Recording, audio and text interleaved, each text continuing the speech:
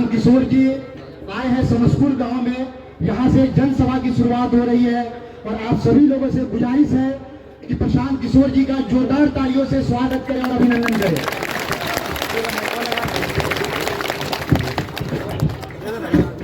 नमस्कार, आदाब। आप सभी का यहाँ समय निकालकर इस गर्मी में इस सभा में आप आए हैं, इसके लिए आपका तहे दिल से शुक्रिया अदा कर रहे हैं। आप यहाँ चुनाव की सभा को समझकर आए हैं, लेकिन हम आपके से चुनाव की बात करने नहीं आए। हम आपसे वोट भी नहीं मांगेंगे, मैं वोट नहीं मांगता हूं। हम आपसे मशवरा करने आए। वोट आपको कैसे देना है ये आपका निर्णय है।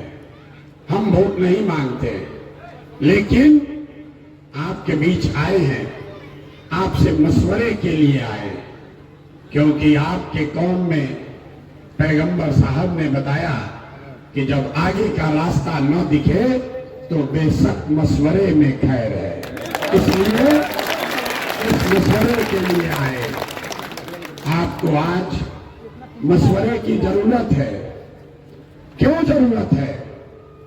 क्योंकि मुसलमानों के लिए आपके हदीस में ये बात कही गई कि हर मुसलमान का ये फर्ज है कि आप अपने बच्चों के साथ इंसाफ कीजिए, उसको अच्छा नाम दीजिए, उसकी अच्छी परवरिश कीजिए। हिंदुओं के किसी ग्रंथ में ये बातें नहीं लिखी गई हैं। हम लोग को ये नहीं बताया गया है कि अपने बच्चे को कैसे रखना है, लेकिन आपके हदीस में ये बात कही गई है।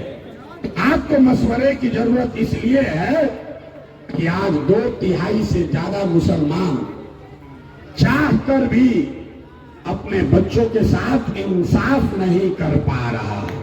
अपने बच्चों के साथ आप इंसाफ नहीं कर पा रहे, इसलिए आपको बैठकर मशवरे की जरूरत है। आपको मशवरे की जरूरत इसलिए है कि आपके कुरान में उसका पहला शब्द, अल्लाह का जो पहला शब्द है इकरा, इकरा बिस्मे रब्बिकल लजी खलक, आपकी पहली आयत है। और जिस कुरान का पहला शब्द है इकरा, वो कौम आज देश की सबसे अनपढ़ कौम बन गई है और यहाँ बैठा हुआ कोई मुसलमान इसकी चर्चा नहीं कर रहा है कि हमारे बच्चों की पढ़ाई कैसे होगी। इसलिए आपको मशवरे की जरूरत है। मशवरे की जरूरत इसलिए है कि आपके बाप दादा पुरखों ने, जिन्होंने इस देश की आजादी के लिए अपना खून पसीना बहाया, आज उसी देश के पार्लियामेंट में सीए एनआरसी का कानून बन गया। उसी देश के पार्लियामेंट में वक्फ बोर्ड पर कानून बनाने की बात हो रही है। ऐसे कानून बनाए जा रहे हैं जहां से मुसलमानों को डर लग रहा है, मुसलमान अपने को असहज और असुरक्षित महसूस कर रहा है। इसलिए आपको मशवरे की जरूरत है। लेकिन सबसे ज्यादा मुसलमानों को मशवरे की जरूरत इसलिए है कि जिसको आपने हराया या जिसके आप खिलाफ हैं, जो विचारधारा से आप लड़ रहे हैं, वो तो आपका नुकसान कर ही रहा है। लेकिन जिन दलों को, जिन नेताओं को 10 करोड़ मुसलमानों ने इस देश में वोट दिया है, जब आपके समाज का कोई बच्चा रोड पर मार दिया जाता है, तो जिन लोगों ने 10 करोड़ मुसलमानों से वोट लिया है, वो भी आपके बच्चों के हक की बात नहीं कर रहे हैं। इसलिए मशवरे की जरूरत है। इसलिए आए हैं, आपसे मिलने आए हैं। बेलागंज जीतने हारने की बात नहीं है मेरे भाई। बेलागंज जीतने हारने की बात नहीं है। वो तो आप जीतोगे ही जीतोगे, कोई नहीं हो सकता। आपको हमने वो रास्ता दिखा दिया है। वो रास्ता दिखा दिया जहां लालटेन भी आपका कि राशन तेल भी आपका तो रोशनी भी आप ही के घर में होनी चाहिए। ये नहीं होगा कि लालटेन दूसरे का, कि राशन तेल बनकर जले आप और रोशनी किसी दूसरे के घर में हो। अब ये बिहार में नहीं चलेगा, नहीं चलेगा ना भाई। ये चलेगा कि नहीं चलेगा? नहीं चलेगा ना। तो आपकी जिम्मेवारी ये नहीं है कि सब मुसलमान इकट्ठा हो जाए। आपकी जिम्मेवारी ये नहीं है कि बेलागंज से अमजद भाई जीत जाए। आपके कंधों पर इतनी बड़ी जिम्मेवारी है कि यहां से आप वो रास्ता निकालिए जिससे पूरे बिहार में मुसलमानों को और उन सारे हिंदुओं को जो मुसलमानों के साथ मिलकर एक नया बिहार बनाना चाहते हैं, उनको एक नया रास्ता दिखे। और आपकी लड़ाई किसी समाज से नहीं है। मैं आपको बता रहा हूं, आपकी लड़ाई यादवों से नहीं है, आपकी लड़ाई किसी जाति से नहीं है, ब्राह्मण भूमिहार से नहीं है, दलित से नहीं है। आपकी लड़ाई एक विचारधारा से है जिसका रिप्रेजेंटेटिव है भाजपा। तो अगर भाजपा को हराना है तो लोहे को लोहा काटता है। विचारधारा आधारित संघ की बनाई हुई व्यवस्था से लड़ना है तो विचारधारा आधारित ही नई व्यवस्था बनानी पड़ेगी। वो जातियों के गठजोड़ से नहीं होगा। जन सुराज एक पंक्ति में महात्मा गांधी की विचारधारा आधारित एक नई व्यवस्था को पुनर्जीवित करने का अभियान है, जिसमें हिंदू मुसलमान, अगड़ा पिछड़ा, गरीब अमीर, हर आदमी एक साथ आए और बिहार में अपने बच्चों के बेहतर मुस्तकबिल के लिए एक साथ आकर प्रयास करे। जैसे आजादी से पहले देश को आजाद कराने के लिए लोगों ने कांग्रेस में एक साथ मिलकर जाति धर्म को भूलकर लोग एक साथ आए और गांधी जी के नेतृत्व में लोगों ने वोट नहीं दिया। गांधी जी के नेतृत्व में लोगों ने वो व्यवस्था बनाई जिससे अंग्रेजों को यहां से मारकर भगाया गया। तो अगर बिहार में गरीबी को हटाना है, अपने बच्चों के पढ़ाई की व्यवस्था करनी है, अपने बच्चों का पलायन रोकना है, ये सुनिश्चित करना है कि आप में से किसी का बच्चा अगले बरस से 10-12 हजार के नौकरी के लिए अपने माँ बाप पति पत्नी को छोड़कर बाहर न जाए, उसके लिए ये व्यवस्था बनानी है। ये बड़ी जिम्मेवारी आपके कंधे पर है। एक विधायक के जीतने से कुछ नहीं होता, एक विधायक के जीतने से कुछ नहीं होगा। सबको एक विधायक के जीतने से कुछ नहीं होगा। हमें वो रास्ता मिलकर बनाना है जिससे सारे विधायकों के जीतने का रास्ता बने। बेलागंज के मुसलमानों को समझना चाहिए कि जब जन सुराज ने कहा कि समाज के सभी वर्गों को आपके आबादी के हिसाब से भागीदारी दी जाएगी, मुसलमानों को भी 20% भागीदारी दी जाएगी। तो अभी 4 विधानसभा में उपचुनाव हो रहा है, वहां पर भी मुसलमान हैं, वहां पर भी मुसलमान साथियों ने दावा किया था। रामगढ़ में भी 30,000 मुसलमान हैं, करारी में 40,000 मुसलमान हैं, वहां पर भी मुसलमान चुनाव लड़ सकते थे। लेकिन उन सभी लोगों ने अपना दावा छोड़ दिया। इस पक्ष में छोड़ा, इसलिए छोड़ा कि एक ही सीट, एक सीट पर ही अगर मुसलमान को टिकट मिलना। आपके बेलागंज के पक्ष में 3 विधानसभा में 2 विधानसभा से मुस्लिम साथियों ने अपना दावा वापस लिया है कि न भैया, सबसे ज्यादा मुसलमान अगर बेलागंज में है और 4 में 1 हिस्सा अगर मुसलमानों को मिलना है तो आप बेलागंज में मुसलमान को लड़ाइए, हम लोग अपना दावा छोड़ रहे।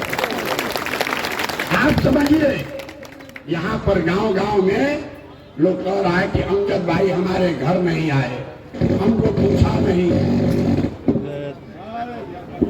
हमारा काम नहीं किया। आप जरा समझिए, जो रामगढ़ में जिस मुसलमान भाई ने कभी शायद अमजद भाई का चेहरा भी नहीं देखा, तरारी में जिस मुसलमान ने बेलागंज के किसी मुसलमान से बातचीत भी नहीं की है, उसने भी मुसलमानों का हक बना रहे इसके पक्ष में अपना दावा छोड़ा है। और बेलागंज का मुसलमान कह रहा है, अमजद भाई हमारे घर नहीं आए हैं तो हम उनको कैसे वोट देंगे। मेरे भाई, ये आपकी जिम्मेवारी है। दूल्हा आपका है तो सबसे पहले आपको चलना पड़ेगा। जब दूल्हा का घर वाला ही नहीं चलेगा तो बारात कैसे सजेगी? बारात कैसे सजेगी? दूल्हा आपका है, घोड़े पर आपका दूल्हा बैठा है, इसलिए आपकी जिम्मेवारी है कि न सिर्फ आप अपने दूल्हे के साथ चलिए, बल्कि जो जो लोग भी बारात में चलना चाहते हैं उसको भी साथ लेकर चलिए। और यहाँ शेख मुसलमान अमजद भाई को वोट नहीं दे रहा है, शेख मुसलमान अमजद भाई को वोट नहीं दे रहा है। हमसे लिख कर ले लीजिए, जितने संख्या में मुसलमान अमजद भाई को वोट देंगे, अगर 40,000 वोट अमजद भाई को मुसलमान देंगे तो हमारी बात लिख लीजिए, कम से कम 40,000 हिंदू समाज के लोग भी अमजद भाई को वोट देंगे, निश्चित देंगे। चुनाव के बाद मैं आऊंगा आपके पास विजय की यात्रा में और बूथ वाइज आपको दिखाऊंगा। आप पीछे मत हटिए। ये जो आपके मन में डर बैठाया गया है कि मुसलमान अगर आएगा साथ में तो हिंदू पोलराइज हो जाएगा। हमने 15,000 मुसलमानों को बापू सभागार में बैठाकर बगल में कुरान की आयत पढ़ दी, फिर भी कोई हिंदू नहीं कह रहा है कि भैया आप मुसलमान का बात क्यों कर रहे हैं। हिंदू को आपसे कोई झगड़ा नहीं है। हिंदुओं का एक वर्ग है जो आरएसएस और भाजपा की विचारधारा को मानता है, उससे आपका झगड़ा है, उससे आपकी राजनीतिक लड़ाई है। हिंदुओं से आपकी लड़ाई नहीं है। इस देश में 80% हिंदू रहते हैं, याद रखिए इस आंकड़े को। देश में 80% हिंदू रहता है और भाजपा को 36% वोट मिला है। 80% हिंदुओं के देश में अगर भाजपा को 36% वोट मिला है, इसका मतलब है कि आधे से कम हिंदू ही आज भी भाजपा के साथ चलने को तैयार है। तो आज अभी वक्त की जरूरत इस बात की है कि जो हिंदू विचारधारा के आधार पर आपके साथ चलने को तैयार है, जो गांधी को मानता है, जो बाबा साहब अंबेडकर का मानने वाला है, जो कम्युनिस्ट विचारधारा का है, जो समाजवाद के लोहिया और जयप्रकाश के समाजवाद को मानता है, आपको उनके साथ सामाजिक राजनीतिक गठजोड़ बनाने की जरूरत है।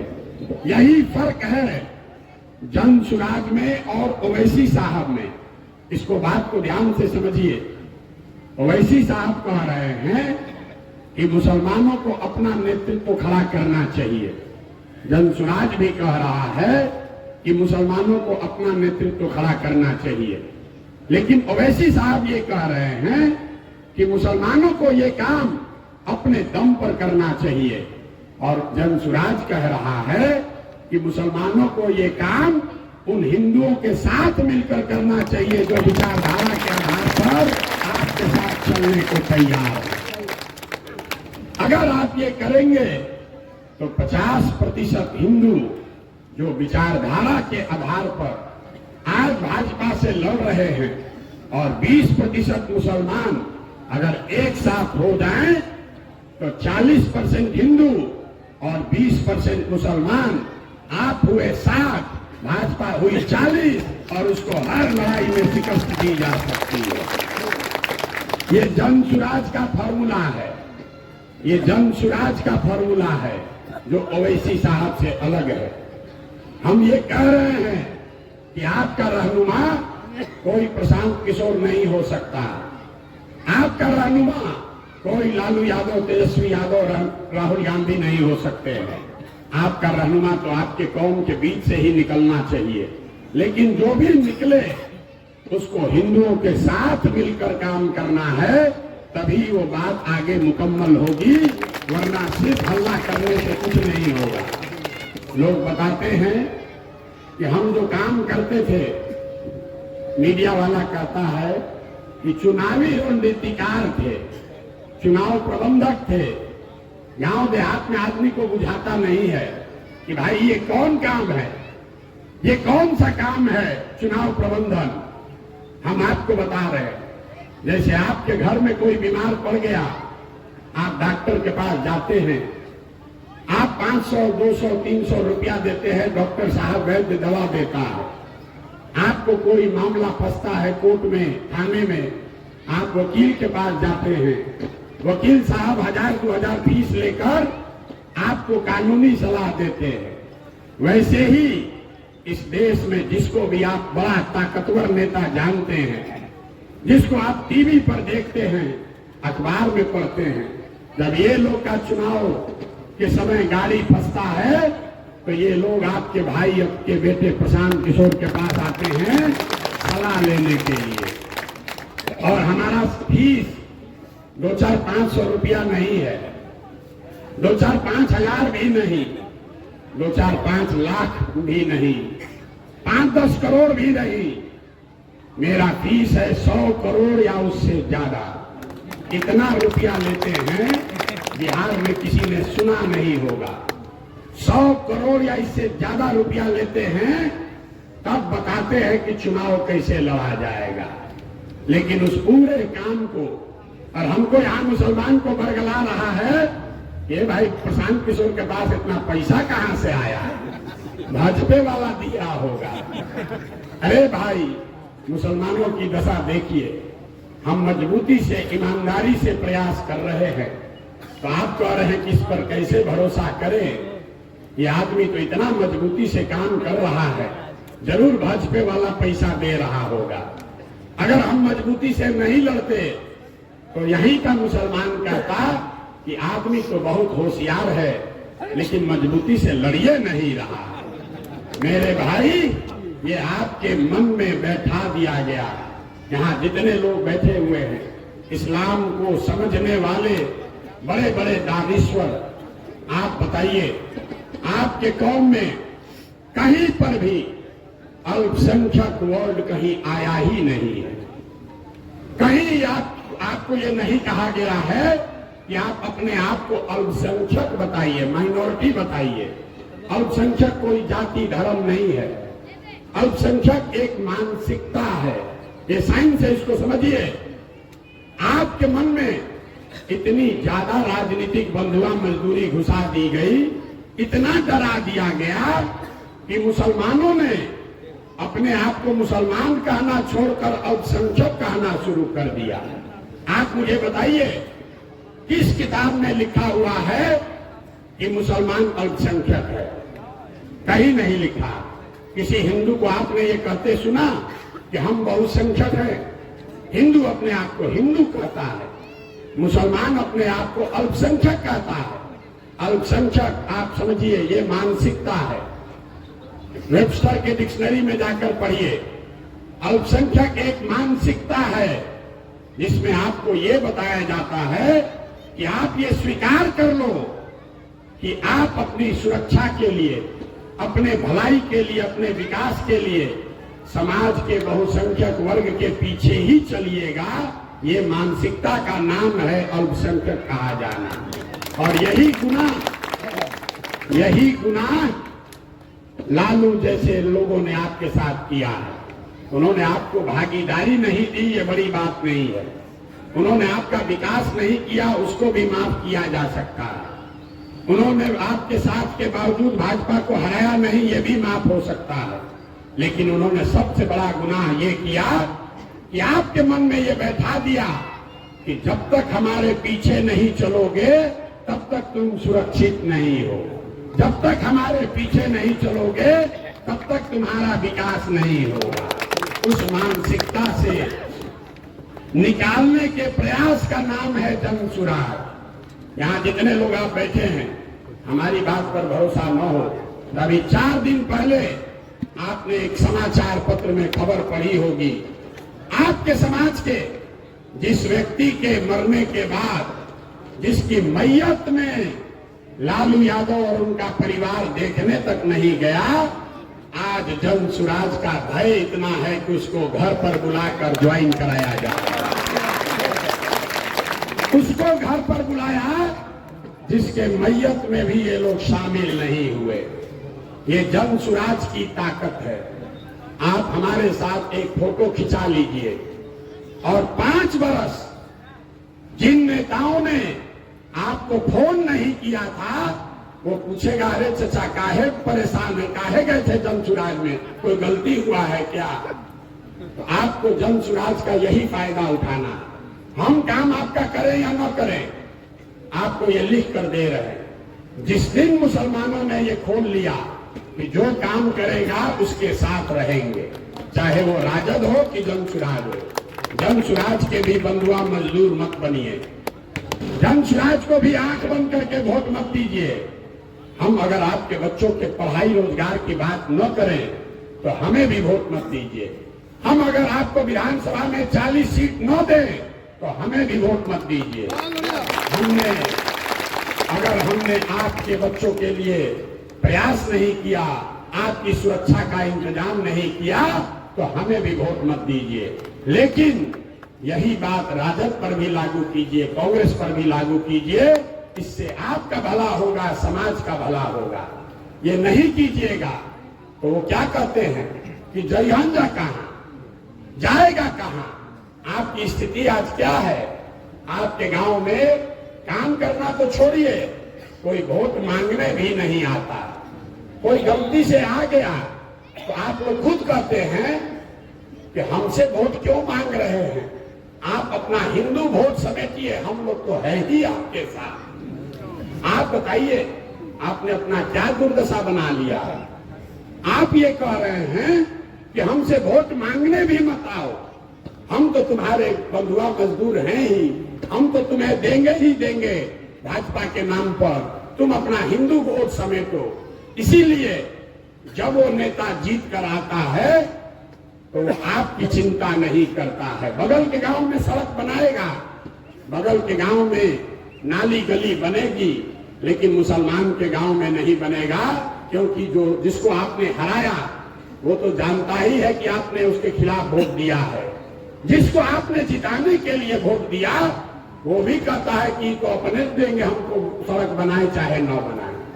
अगर अपना हक चाहिए तो आपको जो बात इस्लाम में बताई गई है, जद्दोजहद करना पड़ेगा। बिना जद्दोजहद के कुछ हासिल होने वाला नहीं है। ना लालटेन लेकर चलने से, ना जन सुराज का बस्ता पकड़ने से, दोनों से फायदा नहीं होगा। ईमानदारी से जद्दोजहद करनी पड़ेगी। आपको चलना है जन सुराज में ही। आप इसको लिख लीजिए, आपको चलना है जन सुराज में ही। तय बस इतना ही करना है कि अगर अभी से आप चलेंगे तो जरूर हमारी लड़ाई थोड़ी आसान हो जाएगी। लेकिन अगर आप हमारे साथ नहीं भी हैं तो लिख के ले लीजिए, जीतेगा जन सुराज ही, जीतेगा जन सुराज ही। इसलिए नहीं कि मेरा कोई अहंकार है, इसलिए कि आपको, हमको, हमारे गुरुओं ने, हमारे माता पिता ने सिखाया है कि ईमानदारी से किया हुआ प्रयास, ईमानदारी से किया हुआ जद्दोजहद कभी खाली नहीं जा सकता। और 2-2.5 बरस में बिहार में किसी ने इतनी मेहनत न की हो, उतना पसीना प्रशांत किशोर ने बहाया है। और अगर जरूरत पड़ी तो आगे 10 बरस भी और बहाएंगे, लेकिन बिहार को सुधारे बगैर मानने वाले नहीं। आप साथ चले तो आपका बहुत स्वागत है। लेकिन अगर किसी वजह से आप साथ नहीं चलते हैं तो आपसे हमारा कोई शिकवा शिकायत नहीं है। जीत के बाद आपके पास फिर आएंगे अपने साथ लेकर चलने के लिए, क्योंकि हमारी लड़ाई बिहार की लड़ाई नहीं है। ये लड़ाई यहां से शुरू कर रहे हैं, इसको बिहार के आगे तक जाना है। जीतने के बाद आपको साथ लेने आएंगे, लेकिन जब जीत कर आएंगे तो अभी आपने जो साथ नहीं दिया उसका हर्जाना पूरा पूरा वसूलेंगे। हम शाकाहारी आदमी हैं, जीत कर जब आएंगे तो सेवई बना कर रखिएगा, आपके साथ सेवई भी खाएंगे और फिर आपको साथ लेकर चलेंगे। अब आप तय कीजिए कि अभी साथ चलना है, अभी हाथ पकड़ना है, कि जीत के बाद हाथ पकड़ना है। अभी हाथ पकड़ना एक बार हाथ उठाकर बताइए, अभी साथ चलना है कि जीत के बाद चलना है? अभी चलना है कि जीत के बाद चलना है? अभी चलना है ना? तो सिर्फ अपना वोट नहीं देना है, आपको हर आदमी को प्रशांत किशोर बनना, अपनी जिम्मेवारी लेनी है। आप बता रहे हैं कि हम लोग 7,000 बेला में मुसलमान हैं, हम उन्हें वैसे नहीं गिनते। अगर 7,000 मुसलमान है, एक आदमी दो आदमी का भी जिम्मा ले ले तो कोई ऐसा मुसलमान नहीं जिसको 2 हिंदू दोस्त न हो। अगर 2 दोस्त का भी जिम्मा उठा लोगे मेरे भाई, आपको पैसा नहीं देना, आपको प्रचार नहीं करना, आपको सभा नहीं करनी है। आज संकल्प लेना है अपने बच्चों के नाम पर कि कम से कम 2 हिंदू दोस्तों को अपने साथ जोड़कर अपने साथ उसको वोट कराएंगे। आप देखिए 1,20,000 आप हो जाएंगे, 1,20,000 हो जाएंगे। बेला में अगर जन स्वराज को 1 लाख से कम वोट मिला तो आपका साथ मंजूर नहीं होगा। 1 लाख वोट हमको बेला में चाहिए, 50,000 आपका और 50,000 हिंदुओं का। इसके लिए तैयार है कि नहीं? 10 दिन अपने बेला के लिए, अपने कौम के बच्चों के लिए, पूरे बिहार को ये रास्ता दिखाने के लिए आप में से सारे लोग 10 दिन देने के लिए तैयार हैं कि नहीं है ना भाई? एक बार आपसे एक ही सलाह, लोग कहता है हम सलाह देते हैं जिसको चुनाव ऐसे ही जीत जाता है। आपको एक ही सलाह दे रहे हैं, आज से, आज दिवाली है, कल से शुरू कीजिए। 2 हिंदू परिवार में जाइए, उनके साथ बैठ के चाय पीजिए और उसको समझाइए कि उसको वोट जन स्वराज को देना है, स्कूल के बस्ते को देना है, उसको जन स्वराज में बिहार की व्यवस्था को बदलने के लिए वोट देना है। अगर आप साथी ये जिम्मेवारी उठा लेंगे, आप इतना वोट आएगा कि आप जीत नहीं पाइएगा। ये करना होगा, करने के लिए तैयार हैं कि नहीं है? ना बहुत मेहरिया के बोल रहे हैं, करने के लिए तैयार है? प्रशांत किशोर जिंदाबाद करने से नहीं होगा। आपने पूरी उम्र बिता दी नेताओं का नारा लगाते लगाते, कभी राहुल गांधी का लगाया, कभी लालू का लगाया, अब प्रशांत किशोर का लगा रहे। नहीं, किसी व्यक्ति का नारा मत लगाइए। पूरे जन स्वराज में सिर्फ एक ही नारा हम लोग लगाते हैं, बिहार अपनी मिट्टी, अपने पुरखों की मिट्टी के लिए, बिहार और बिहार के गौरव के लिए। आपको प्रशांत किशोर के लिए काम नहीं करना। प्रशांत किशोर जन स्वराज के नेता नहीं हैं। प्रशांत किशोर वो कुम्हार हैं जो आपके समाज से बच्चों को लाकर अच्छी मिट्टी की तरह उसको थोड़ा सा सहारा देकर जन स्वराज के चाक पर रखेंगे और बढ़िया घड़ा और सुराही बनेगा। प्रशांत किशोर वो कुम्हार है। इसलिए मेरे भाई, मेरे नाम का नारा मत लगाइए। आपने जीवन बिता दिया नेताओं को बढ़ाते बढ़ाते, नेताओं के बच्चों को बढ़ाते बढ़ाते। एक बार अपने बच्चों की चिंता करो और लिखकर प्रशांत किशोर से ले लीजिए। अगले साल 2025 में, अगले साल 2025 में जब ये बिहार में नई व्यवस्था बनेगी तो साल भर के अंदर आपके बच्चों के लिए 10 से 12,000 रुपया के रोजी रोजगार का व्यवस्था यही बिहार में करके दिया जाएगा। जितने बुजुर्ग हैं सबको कम से कम 2,000 रुपया पेंशन का व्यवस्था जरूर कर दिया जाएगा। और तीसरी बात, आपके बच्चे, जिनके बच्चे भी 15 साल से कम उम्र के हैं, जब तक सरकारी स्कूल और मदरसे नहीं सुधरेंगे तब तक आप अपने बच्चों को प्राइवेट स्कूल में भेजिए और प्राइवेट स्कूल का फीस सरकार की ओर से भरा जाएगा। ये जन स्वराज का संकल्प है। आप भाजपा को हराना है, जिताना है, ये सब बात खड्डे में डालिए। भाजपा को हराने का सबसे बढ़िया तरीका है अपनी जीत को सुनिश्चित करना। ये माइंडसेट है। यहाँ बैठा हुआ कोई आदमी नहीं सोचता है कि हम जीतेंगे कैसे। सब सोच रहा है भाजपा को हराएंगे कैसे।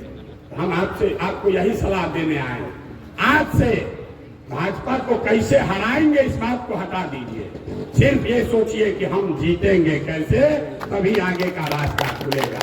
आप आए, आपने हमारी बात सुनी, इसके लिए बहुत बहुत धन्यवाद। एक नारा लगाकर खत्म करेंगे। मैं बोलूंगा जय बिहार, आप सबको बोलना है जय जय बिहार, जय बिहार।